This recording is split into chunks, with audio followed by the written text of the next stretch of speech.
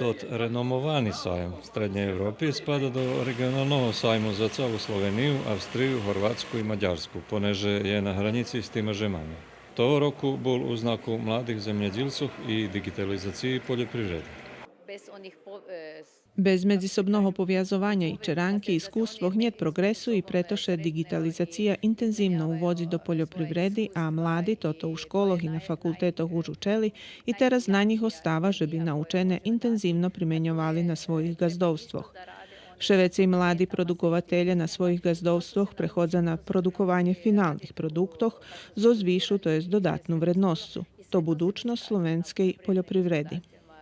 Slovenija dava stimulaciji za mladih, ktorí porihtani prežať gazdovstvo od rodičov u vrednosti 40.000 evra, keď im to bude osnovna djelnosť.